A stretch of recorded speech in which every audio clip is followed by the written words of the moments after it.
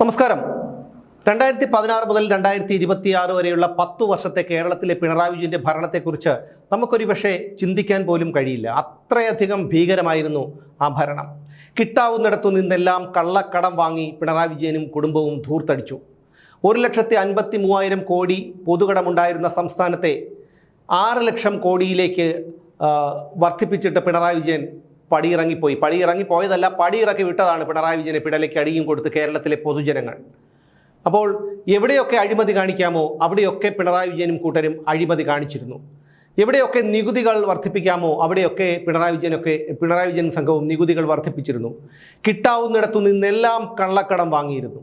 ഇതായിരുന്നു പിണറായി വിജയന്റെ ഭരണശൈലി. ഈ കരിമണലിലും പിണറായി വിജയൻ കള്ളക്കളി നടത്തി എന്നുള്ള വാർത്തയാണ് ഇപ്പോൾ പുറത്തു വരുന്നത്. നിയമസഭാ തെരഞ്ഞെടുപ്പ് കഴിഞ്ഞ് വോട്ടെണ്ണലിനായി കാത്തിരിക്കുന്ന ആ സമയത്ത് മോണസൈറ്റ് അടങ്ങിയ അപൂർവ ധാതു സംസ്കരണത്തിന് ഹൈദരാബാദ് ആസ്ഥാനമായ സ്വകാര്യ കമ്പനിക്ക് ഈ പിണറായി വിജയന്റെ സർക്കാർ അനുമതി നൽകി എന്നുള്ള വിവരമാണ് ഇപ്പോൾ പുറത്തു വരുന്നത്. തന്ത്രപ്രധാന അപൂർവ ധാതുക്കളുടെ സംസ്കരണത്തിന് കേന്ദ്ര പൊതുമേഖലാ സ്ഥാപനമായ IREL, അതായത് ഇന്ത്യൻ റെയർ എർത്ത്സ് ലിമിറ്റഡ് മാത്രമാണ് രാജ്യത്ത് നിലവിൽ അനുമതി ഉള്ളത്. ഇങ്ങനെ ഇരിക്കുമ്പോഴാണ് സ്വകാര്യ കമ്പനിക്കായി തിരക്കിട്ട നീക്കം പിണറായി വിജയന്റെ സർക്കാർ നടത്തിയത്. അനധികൃത ഖനനത്തിനുൾപ്പെടെ തെലങ്കാന ക്രൈംബ്രാഞ്ചിൻ്റെ അന്വേഷണം നേരിടുന്ന കമ്പനികളിൽ ഒന്നിനാണ് പിണറായി വിജയൻ ഇതുപോലെ ഒരു അനുമതി നൽകിയിരിക്കുന്നത് എന്നുകൂടി അറിയണം. UDF മന്ത്രിസഭ അധികാരമേൽക്കുന്നതിന് തൊട്ടു മുൻപാണ് വ്യവസായ വകുപ്പിൽ ഇത് സംബന്ധിച്ചിട്ടുള്ള തീരുമാനമുണ്ടായത്.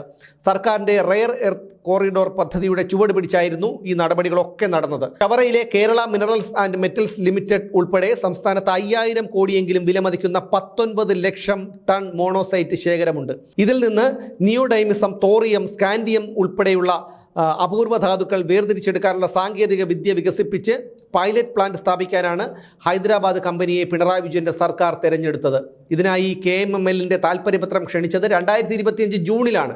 2026 ജനുവരിയിൽ ടെൻഡർ ക്ഷണിക്കുകയും ചെയ്തു. നിയമസഭാ തെരഞ്ഞെടുപ്പിന്റെ വോട്ടെടുപ്പിനും വോട്ടെണ്ണലിനും ഇടയിൽ കമ്പനിക്ക് അനുകൂലമായ നടപടികൾ അസാധാരണമായ വേഗത്തിലാണ് നീങ്ങിയത്. ആ പിണറായി വിജയനാണ് ഇപ്പോൾ ഇവിടെ മദ്യത്തിൻ്റെ നികുതി കുറച്ചു, അതിൻ്റെ ഫയലുകൾ അതിവേഗം നീക്കി എന്ന് പറഞ്ഞ് അധിക്ഷേപിക്കുന്നത് എന്നുകൂടി ഓർക്കണം.